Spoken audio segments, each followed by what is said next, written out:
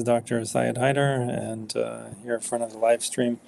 So we'll just jump into it. If we get any live questions, I'll switch over and answer them. In the meantime, I'm going to answer some questions that were submitted over the last week. So the first one's from Jim and Janice Rather. What do you think about DMSO? A Midwestern doc has written several articles about it on Substack. Curious about your thoughts on DMSO. So I think it's the same as really all the other things that we see in alternative medicine. They're generally speaking better than their mainstream medicine variants. So painkillers, the mainstream medical painkillers like Tylenol, ibuprofen are quite bad for you, especially if taken long term. And the stronger painkillers like the opioids are even worse. They cause addiction, obviously, and the Tylenol and the ibuprofen, the NSAIDs, they cause a lot of problems. Tylenol can cause liver issues. The NSAIDs can cause heart issues, and also they change people's the way that people think. They change like who people are actually. So when people are taking painkillers, they're less empathetic, for example. So they change your personality and they harm your body. So natural, versions. So let's say somebody takes turmeric or something as an anti-inflammatory, or they take DMSO, have far fewer upfront side effects. But the primary side effect is that you're applying a Band-Aid.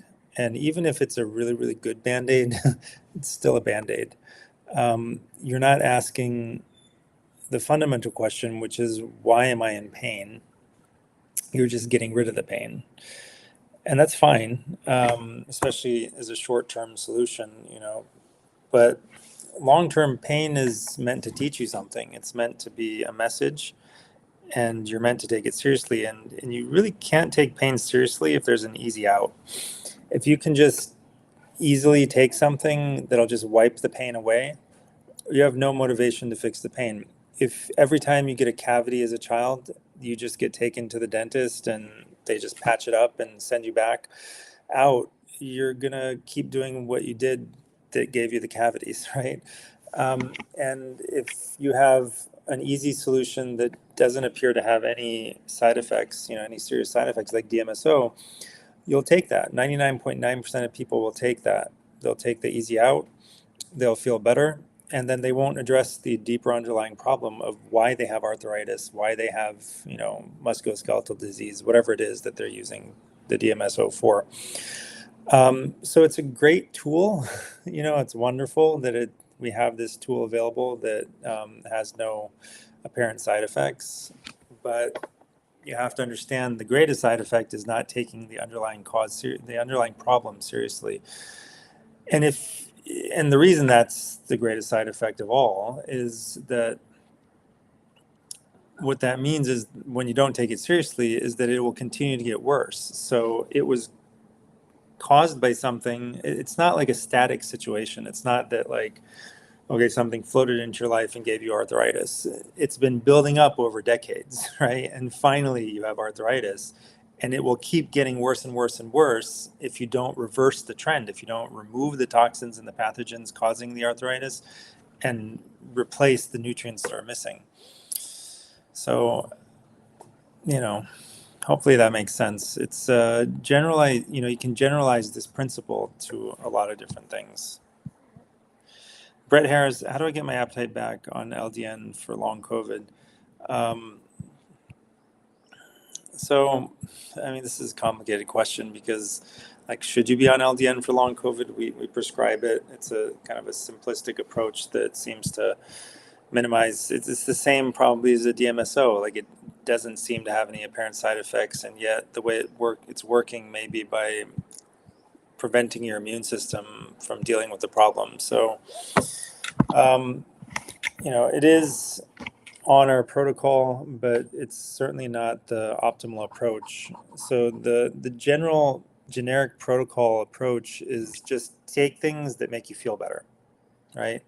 So whether that's actually good for you or not is another question, right? We don't really know how LDN works aside from it having some effect on modulating the immune system, whatever that means. Is it modulating it in a way that helps your immune system do its job and root out the real problem?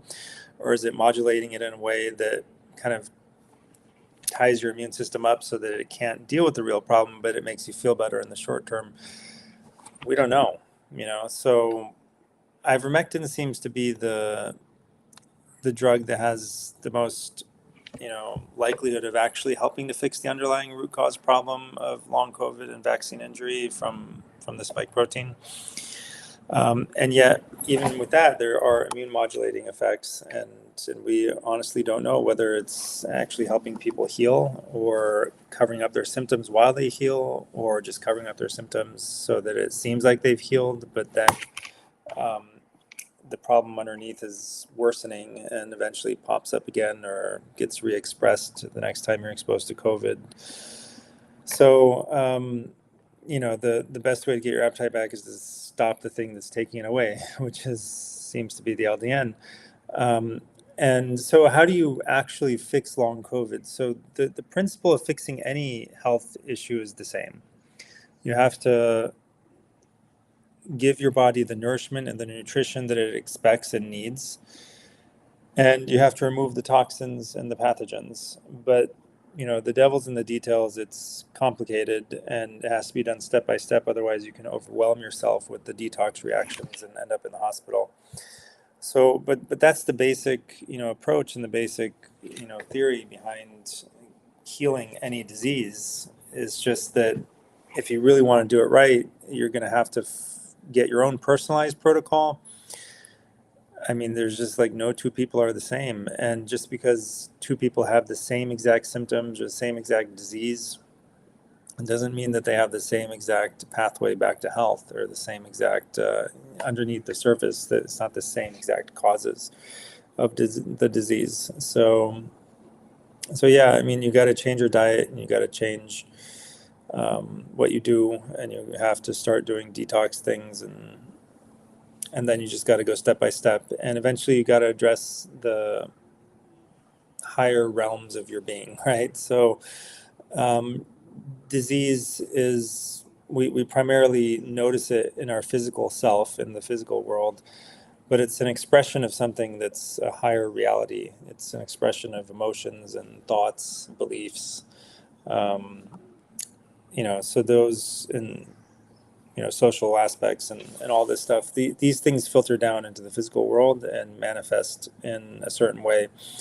So an example of this is people who, and the other thing to understand is that the disease is always there trying to benefit you. So it's not, so what we think the disease is, like the symptoms that make us uncomfortable, they're not the real problem. They're trying to reveal to you the real problem. They're like a message that, hey, there's this problem here that's burning, right? There's this fire and you're too close to it, get away from it. So the pain or the symptoms are a sign of the actual problem. And oftentimes also they're a response to the real problem. Like, if your skin hurts and your skin starts to break down close to a fire, all that stuff is happening due to the fire, right? So focusing on the symptoms themselves, the symptoms aren't the problem, it's the fire that's the problem, right? So your skin is just doing what it naturally does when it's exposed to flames. And sometimes the response, it's actually trying to root out the problem. If the problem's within you, it's not outside, it's not an external fire, but it's like a pathogen inside you, and it's infected certain cells particularly, then your immune system will go and kill those cells to try to get rid of the pathogen and create new cells to take their place. So you'll have this like turnover and quote unquote disease state, autoimmune disease, whatever, and it's not the problem, right? It's actually trying to solve it. Just like SEAL Team 6 is not the problem, they're trying to solve the problem, right? So they go in and create like havoc in a house somewhere, even if it's in an American city, right? So if you have enemy forces that have infiltrated the White House, you got to send in somebody to get them out, right? And it's going to create a lot of chaos and destruction. So it's the same inside your body.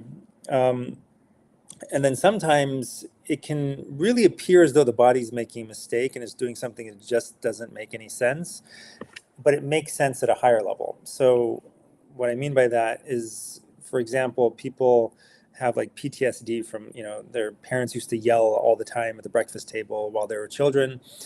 And then what their body does is it takes things that were in that environment and might become, and when you're exposed to those things decades later, they might trigger like a reaction, right? Like a intolerance reaction or an allergic reaction or something. So it could be pollen, it could be milk, it could be, wheat from the cereal you were eating every time your parents were yelling at each other, whatever. It could be a lot of things, right? And then we're like, oh, the body's making a mistake. It's like similar to PTSD. This thing is like reminding you of a time when you were very uncomfortable and now you feel uncomfortable again, even though the situation that made you uncomfortable isn't there anymore, but something that reminds you of it is. So why would that be, right? And the point of it is that it's trying to point you at the trauma that you're still carrying with you, right? So the real source of the problem is that you haven't resolved your issues with your parents and the trauma that was inflicted on you as a child, right? Being in that situation, uncomfortable situation, whatever. That's the root cause issue of the problem. And if you pull up that root, if you actually resolve that emotional core, then the allergies to chemicals and whatever else, that you've developed will just vanish. They'll just disappear. So again, it appears that the body is like making a mistake. Like, why is it, causing this reaction to innocuous substances like, peanuts or whatever?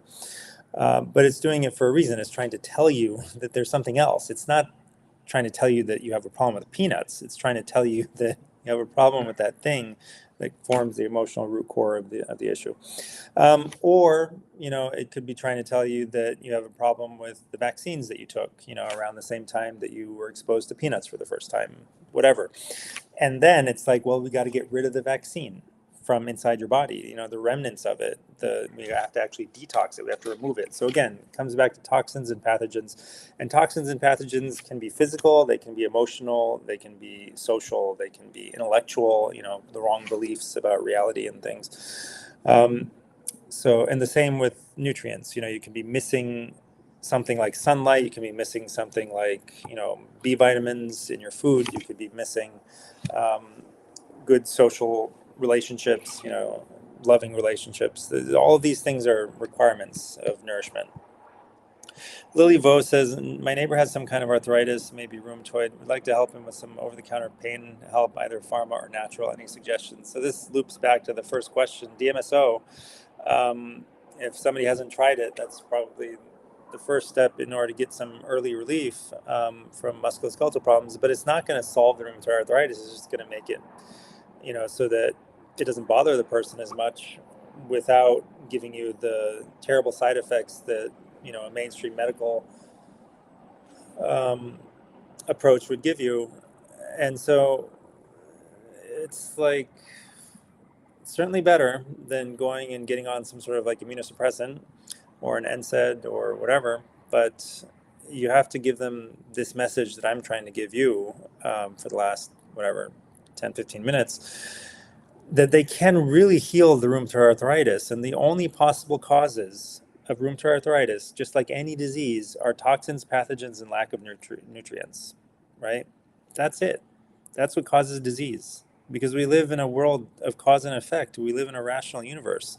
It's not magic that causes rheumatoid arthritis, right? It's just cause and effect. And those are the only possible causes. Things that harm you and things that benefit you. Lack of the things that benefit you, too much of the things that harm you. And everything else is just like stories. They're just like fantasies that you've been taught and, started to believe. Should infants get early morning sunlight? Yes, absolutely. I think everyone should get early morning sunlight and mid-afternoon sunlight and late afternoon sunlight. Just don't hurt yourself. Don't burn. Work up to it.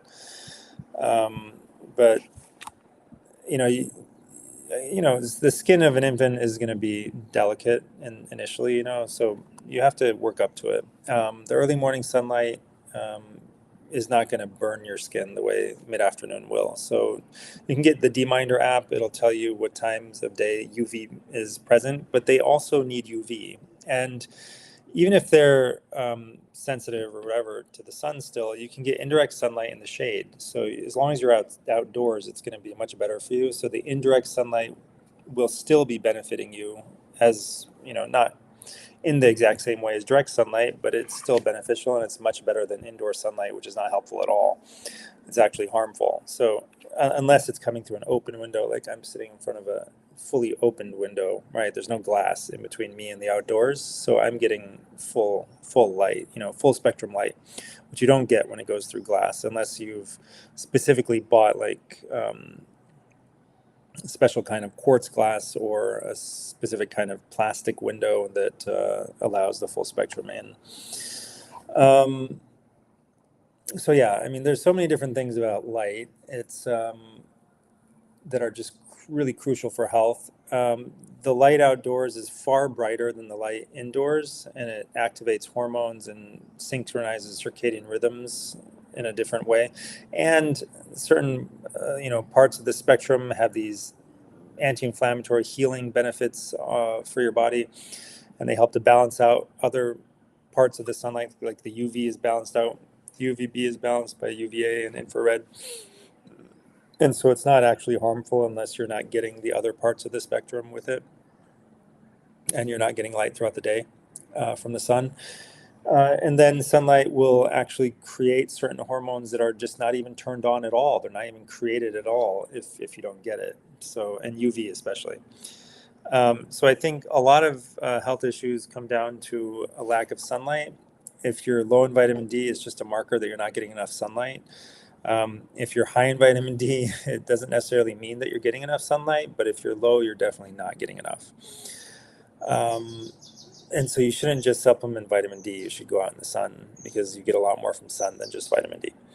So Kelly says, have you seen any seizures in long haulers with narrowing of the vision, foggy, difficult thinking, executive function, deficiencies, memory loss, light vertigo, episodes lasting under 1 minute?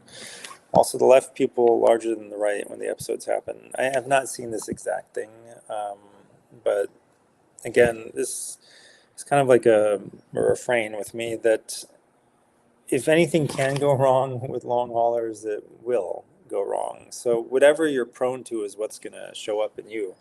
It's a full system, it's a full body inflammatory illness. And what that means is that there's inflammation in every organ and every system of your body. The ones that will break are the weakest ones. So your weakest link is where you'll have a problem. And if your weakest link is, this propensity to seizures, then you're going to have a seizure. If your weakest link is, your pancreas, then you're going to have diabetes. It just depends on where you were about to have a problem anyway in the next 5, 10, 15, 20 years, right? So you were headed for a fall already, and then you fell just faster. It just sped the process up. So what can you do about it? Again, everyone who's really serious about getting better needs to consult my partner, Hakeem Shabazz. He's trained in Ayurvedic medicine and naturopathic medicine, and he knows more about modern medicine, mainstream medicine, than pretty much every doctor I know. So he's the best of all worlds, and but he's going to give you a hard protocol. It's not going to be easy, because that's just the easiest it can be for you to really, really regain your health. It's going to take a lot of dedication and focused effort, like 2, 3, 4 hours a day of just like stuff that you have to do. And you just got to work it into your life somehow, work it out so that, you wake up really early, maybe you take a nap in the middle of the day to make up for it. Maybe you sleep really early, and you just get off your phone. Most people are spending 3 to 4 to 7 to 8 hours a day scrolling on their phone. And so most people have a lot of extra time that they could dedicate towards getting better. So you just got to realize, just look at the screen time on your phone. That's all the time you could spend on a protocol to get yourself better. So it's going to take patience because it takes months to really make an impact on serious issues. But once you get started, you'll start to see benefits usually pretty quickly. And then, I think it's if you're dedicated to his personalized protocol, it's basically guaranteed, but guaranteed to get you better. But at some point, you're going to have to be willing to do some work on yourself at the emotional, spiritual, psychological, whatever you want to call it, level, where the real root cause is. So if you really want to regain resilience and not get sick again, so at the physical level, you can usually root out most the manifestations of most illnesses. But in order to not let them come back, to not let them filter back in, because the emotional level, the psychological level is what is weakening your physical organs and allowing pathogens and toxins to build up in them and not be removed the way they normally would be. And then physical disease in those organs manifests due to that. Angelina Hughes Rourke says, I still haven't found relief for brain fog, light sensitivity, derealization, and memory problems. Doctors thought it was dementia or Alzheimer's, and now say no. They also thought I had hypometabolism in parts of my brain. Now I'm not sure. It's been almost 3 years. Yeah, I mean, you could spend 3 months and probably get 90% better if you just see Hakim Shabazz. Or you could spend 3 years and not get better at all or even get worse. So it's mygotodoc.com/Hakim, Hakim, if you want to really get serious about your health and get on a personalized protocol. Again, there's simple things you can start with, but I'm not going to lie to anyone.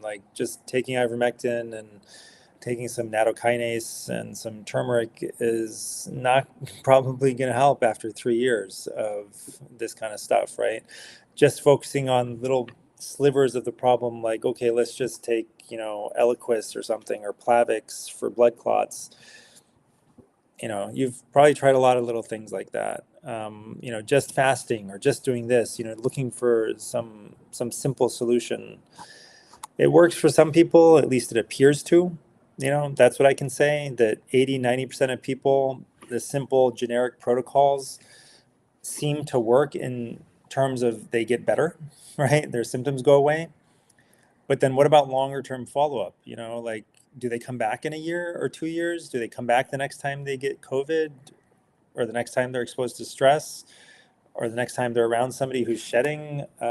Maybe, and I don't have the exact numbers. All I can say is that 80-90% of people improve, their symptoms improve on simple generic protocols.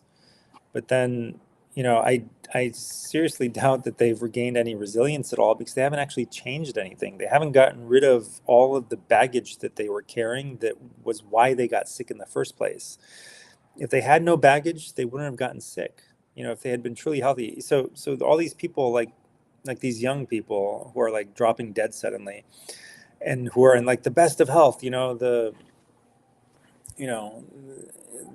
Olympic athletes or whatever. They're not actually healthy. They have problems, and they just they're giving off the appearance of health. Even babies aren't healthy nowadays, right? It's shocking, the percentage of children, infants, children, and young adults who are actually obviously unhealthy, but even the ones who seem to be healthy are not underneath the surface. You scratch underneath the surface and you'll find disease or dysfunction, and that's why they're so fragile. So real health means it's the opposite of fragility. It's like anti-fragility, right? That idea of anti-fragility, the opposite of fragility. The more stress you're under, the stronger you get, right? Anti-fragile. All right, so Jennifer Dotson says, can you recommend some good, let's see, first Angelina Hughes says, do you have financial aid or help for your protocols?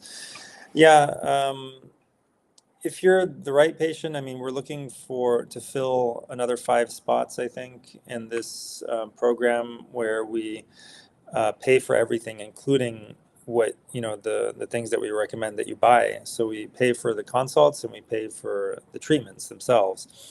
The ideal patient is somebody who's super sick, and is active on social media and is willing to share everything in public that we do. So we would edit and publish all of the consults that we have with these people, and we would publicize their protocol, publicize everything, and that person would also be expected to like go on social media and film videos and stuff and show themselves, how they're dealing with the protocol, how they're feeling, keep like a video log of changes and struggles and challenges, whatever, over the course of however long it takes to get better, which we expect in most people shouldn't take more than 6 months, to get like 90 to 100% better. And for people who don't qualify for that totally free program, we do have discounts that are available, but on the consults themselves. So we do offer discounts if people can't afford it. You can also pay over time if that makes it easier. But you're going to need to spend some money on the protocol recommendations. It's not super expensive the way some things are. We don't expect people to spend tens of thousands of dollars.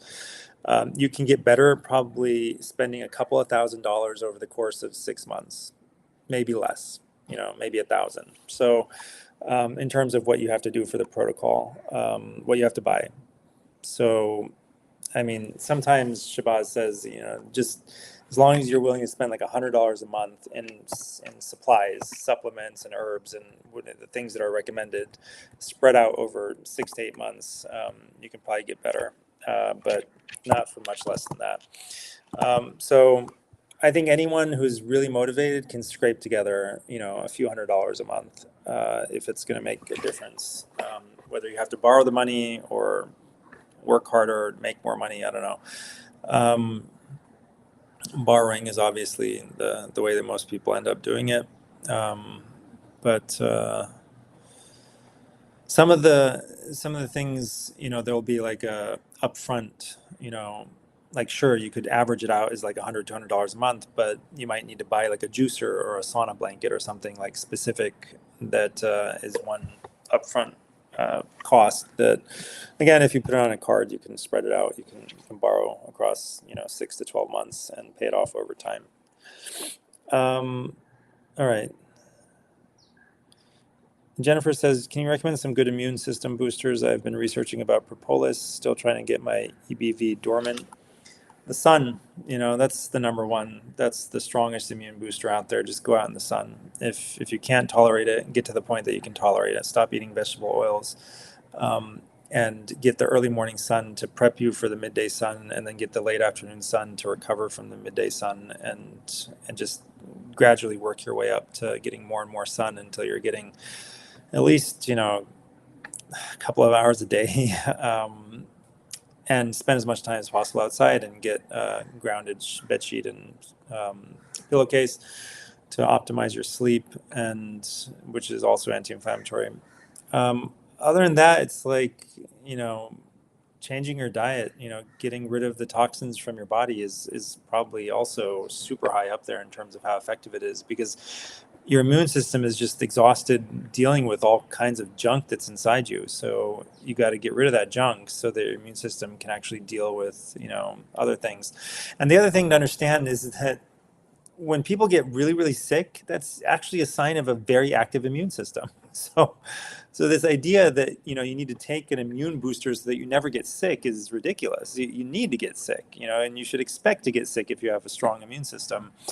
The sicker the better sometimes, right? Short of being hospitalized, but like I got hit by a bus kind of feeling with the flu is actually like, you have a robust immune system. It's going to lay you out for a day or two, and then you'll be bounce right back and be right back at work.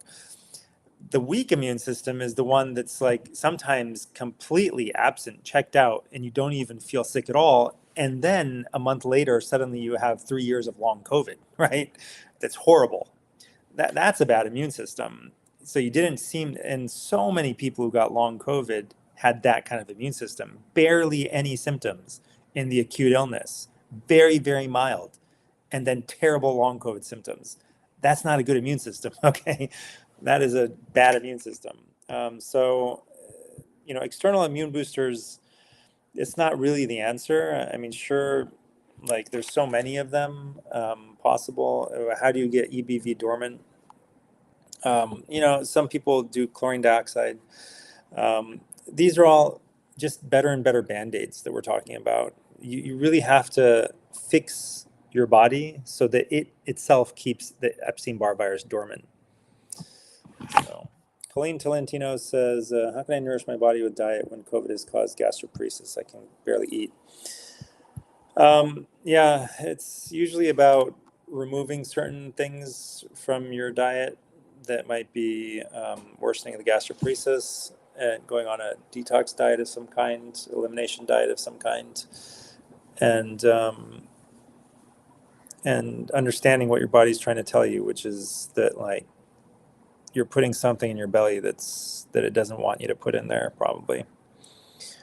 Whatever that might be. It might be something that's quote unquote healthy, right? So just because things are generically healthy for most people or for some people doesn't mean that they're healthy for you right now. Maybe they're healthy for you later. Maybe they're healthy for you. Maybe they were healthy for you earlier, and yet they're not healthy for you right now for some reason. So that's probably what it is. But again, talk to Shabazz and get a full protocol.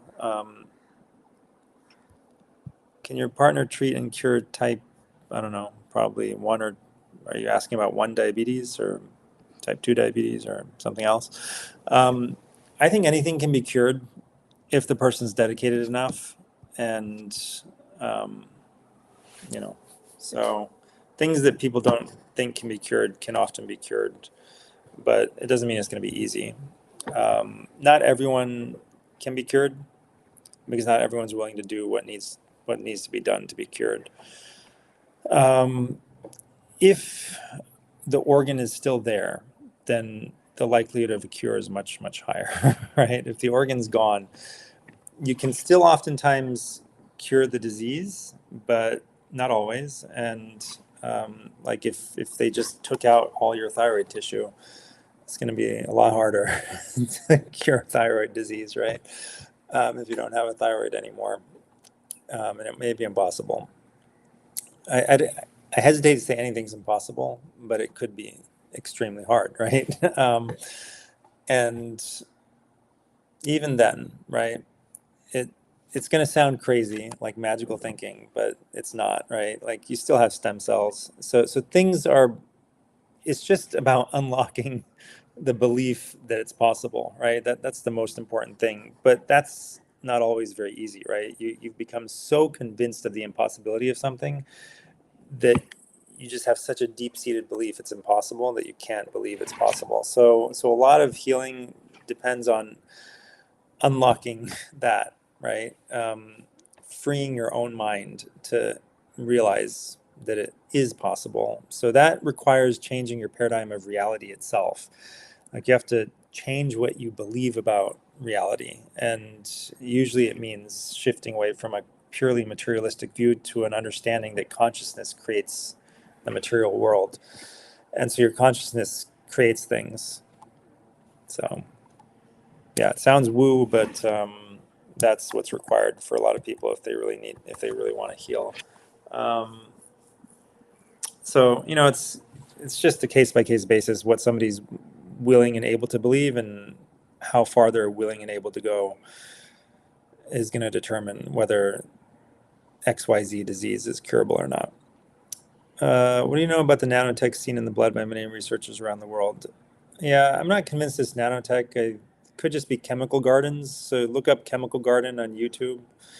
It's basically things can look like they're alive and not be alive. So I interviewed one of the ladies who's looking under microscopes and talking about flashing lights all the time.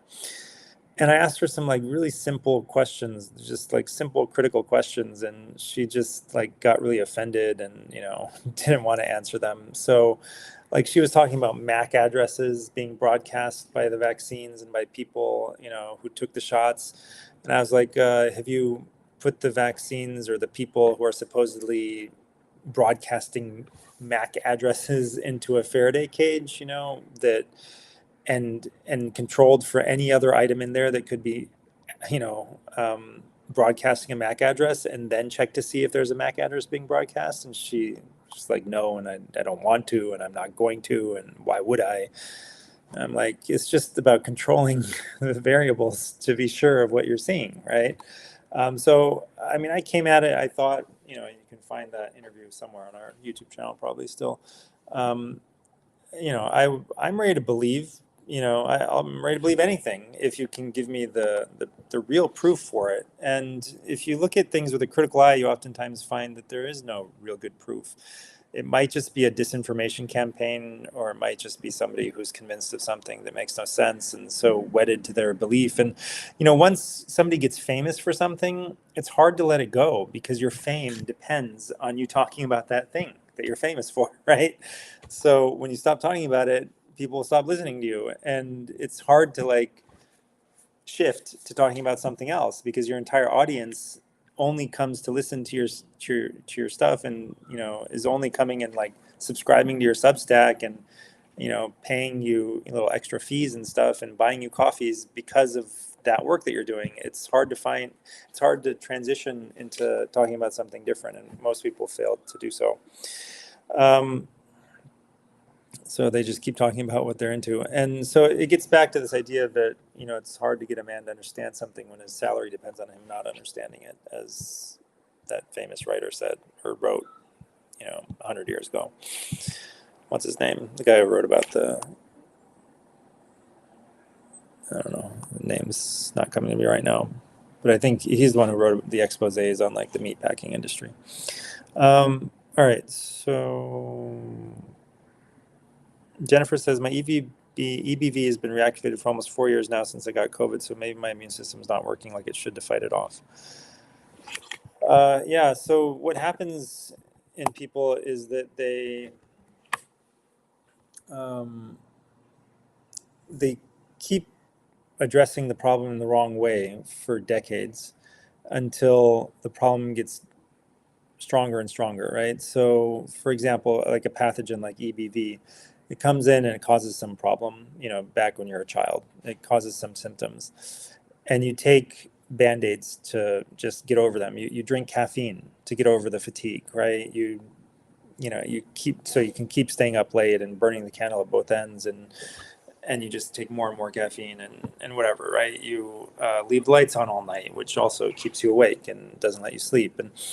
And so that's the wrong approach. And it just leads to your body becoming even weaker, and the EBV getting even stronger of a foothold into even more cells, right, in your body. And so it spreads more, and it becomes the pathogen itself, its effect on you becomes stronger because you're hurting yourself, So there's a lack of nourishment, lack of nutrients, and then you're taking something that forces your body to feel more energy, even though it's trying not to feel energy. It's trying to tell you we need to slow down, we need to rest. And if you had listened and just rested, then you would have gotten better, right? But it would have been uncomfortable, and it would have meant, sleeping more and not leaving the lights on and not staying up late and not drinking caffeine for a few months or whatever, and dealing with the things that had set you up to get the EBV in the first place, right? So that's a whole other story of detox and stuff that would have been required due to the vaccines that you got as a child, and whatever else you had, bad food and bad diet, bad lack of sunlight and no grounding, and the whole 9 yards, right? And toxins and, pathogens that had come earlier. So anyway, at each stage, right, we're not solving the actual problem. We're taking antibiotics, or we're taking steroids, or we're taking this or that, just to shift and shunt the problem around and distract ourselves and avoid dealing with it. But we don't realize it's getting bigger, and then it just gets worse. Maybe it goes into the background for a while. Maybe there was some psychological stress or psychological reason that it was more manifested for a period of time in college, and then that super stressful thing goes away, and then then it seems to fade into the background, and then some new stress comes along, whether it's physical or psychological or whatever, and then it pops back up, and then you get COVID or spike protein comes along, and it's like the straw that breaks the camel's back, and then it's just like too much stress and you can't get rid of it.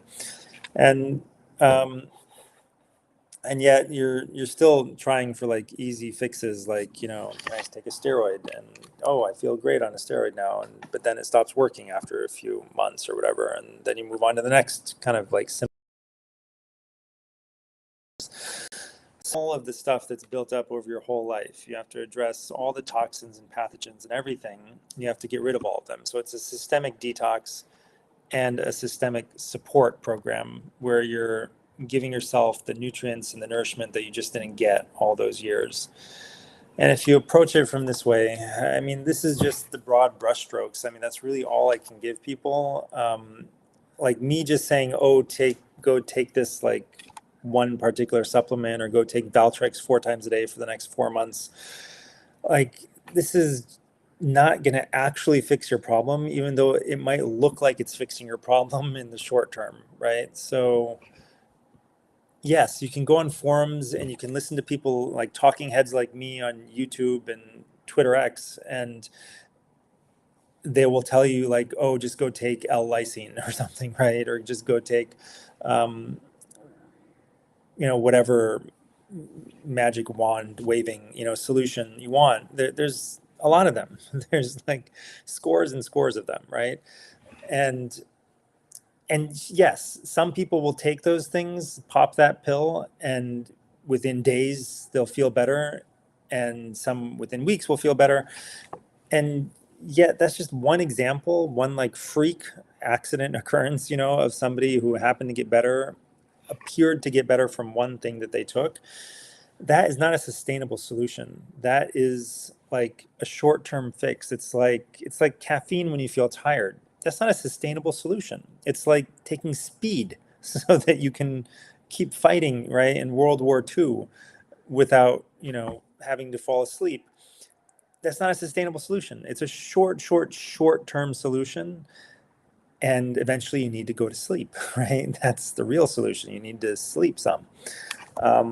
So what that means for you specifically, I don't know. I can't tell you because I don't have enough information. Maybe you do need to sleep a lot for the next year. Maybe you've got a big, huge sleep debt to pay, and maybe you need more sun, and maybe you need more grounding, and maybe you need to fix your relationship with your husband or your father or your brother or your sister or your boss or somebody else. Maybe you need to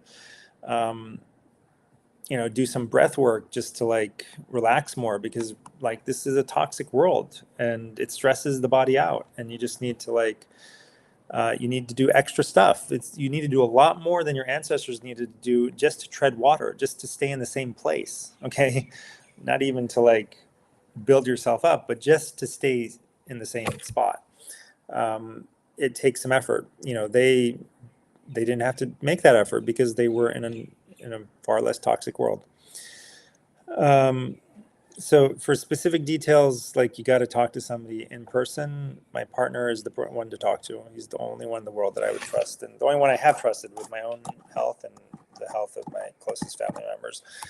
So mygotodoc.com/Hakim, Hakim. Chris says, what's the best option to remove high ferritin levels that seem to be increasing with supplements instead of decreasing? Yeah, again, the first thing to understand is that high ferritin is not your problem. Okay. What is your problem? I don't know, probably a pathogen. And the high ferritin, your body is like sequestering iron in ferritin so that the pathogen can't use it. That's like one of the stories that, may be the reason that ferritin levels go up. What's the inflammation or the infection that's causing the high ferritin? That's the question you have to ask. And like, just taking something to artificially force the ferritin level down is like, it's nonsensical. Okay. You're like missing the forest for the trees, right? Like you're so focused on this one thing, thinking that if I drop my ferritin, I'll get better. But there are ways to force things to go down that don't actually make you better, right? It just prevents your body from fighting off the real problem in the way that it was trying to do it. So it has to find some other way to fight off the real problem. And it may not be able to find another good way to do it. So no matter what you see on your labs, it's not the problem, okay? High iron is not the problem. Low iron is not the problem. High vitamin D is not the problem. Low vitamin D is not the problem, right? It's something else. It's just a sign of the problem, right? Like I said earlier, vitamin D issues, low vitamin D is not a vitamin D deficiency problem. It doesn't mean you're not taking enough vitamin D pills. It doesn't even mean you're not eating enough fish. It means you're not getting enough sun. That's what it means, basically, for everyone in the world, every human being. So the same goes for anything else. Okay, like low B12 doesn't mean you need B12 supplements. It means you need to eat food that has B12 in it. And if it still doesn't go up, then it means there's some other reason that it's not going up. Your body's holding it down purposely for a reason, okay, to benefit you. And yes, there might be some side effects to it. You might have some neurological issues, but your body's made a determination that it's better for us to deal with these side effects because we can always heal them, okay? Once the main issue is gone, we can always recover. We can always recover that neurological function, right? Once we're able to let the B12 go back up. And so when the enemy's inside you, you have to shoot yourself, okay? Not to kill yourself, but what I mean is like when the enemy's in your city, you have to attack parts of your own city to get the enemy out. That's the only way. There is no other way. So, I mean, that should just explain it, right? Like that, the metaphor, I think, is extremely clear. Just think about that for a while. You have enemies that have infiltrated within you, and the only way to get them out is to fight them out, okay? Coax them out, something. You got to do something to get them out. You can't, if you just ignore them, they're just going to keep multiplying and eventually they're going to take over. Kimberly Stephen Kramer, how do you suggest addressing salicylate intolerance and oxalate intolerance that's triggering histamine intolerance? This is all post-COVID double pneumonia. I'm eating very little and willing to do anything needed. I can focus completely on healing. I just need good direction. I have red light therapy panel. I do grounding, Epsom salt, foot soaks, and baths. Well, go to mygotodoc.com/Hakeem. You sound like the perfect person for this. You need a direct consult. Like I can't, again, like intolerance to salicylates and oxalates it's one of those intolerance things, right? It's not that the salicylates or the oxalates are your problem. It doesn't mean you have to avoid those for the rest of your life, right? What it means is they're a sign, they're like a message of what your real problem is. And that is something else. So, but what that is, I can't tell you without without getting a lot more information from you. And even if there is one specific thing, it still takes a comprehensive protocol because there's a lot of other things that contribute to that one thing being able to express itself in this way. So like for our ancient ancestors, if they had some like psychological issue with their dad or their wife or whoever, or their daughter or their son or anyone, right? They just didn't have enough toxicity in their body usually to express it as a physical disease. And yet we do, right? So all that other toxicity has enabled your body to like yell at you really, really loudly with these diseases, to create these diseases. So resolving a disease requires getting rid of all that stuff, all that baggage, and also to really truly heal it at the deepest level will usually require finding the emotional core and neutralizing it. So that's the way that you heal. So I think nowadays, Jonna Stamper Johnson says, can't get rid of ringworm on my face. It's been 4 months with antifungal cream and Saccharomyces and Candida SAP. Nothing is working. And same with itching under the breasts. Yeah. So, you know, fungal infections and things, these, like, what does fungus do in the natural world, whether it's in soil or in a tree or in a plant or in a human being or an animal? They're usually binding toxins. So you have toxins oftentimes leading to fungal overgrowth, and they're binding the toxins to protect you. And but that can cause side effects too, right? So it's a detox issue. You got to detox.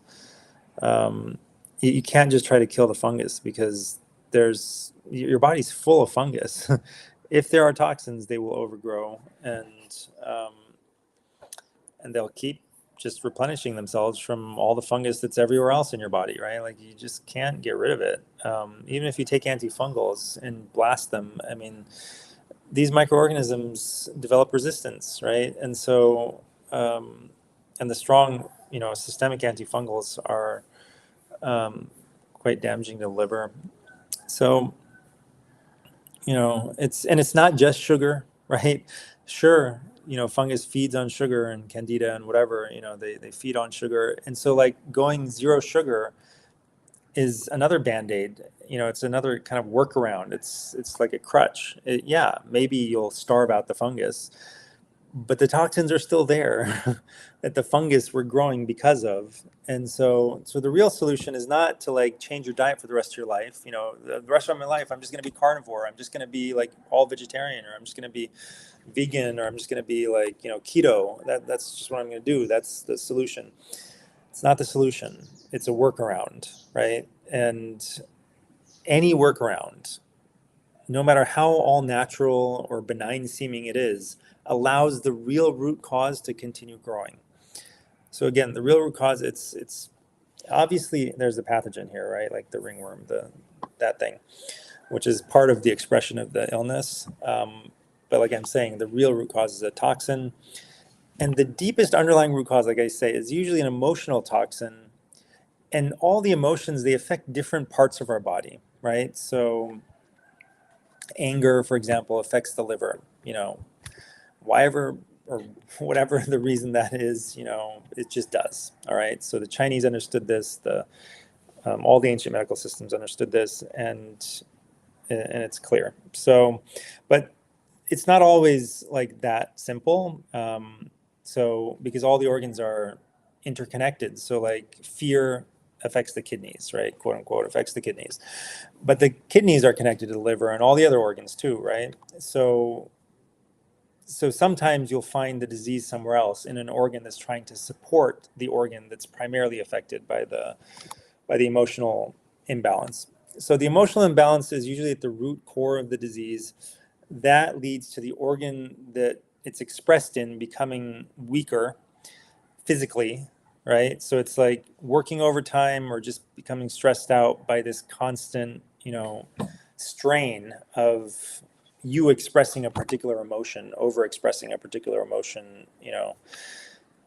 And then as the physical manifestation of that emotion, the physical organ that's linked to that emotion becomes weaker, it will start to hold on to pathogens and toxins, right? Toxins and then pathogens, or the other way around, either way.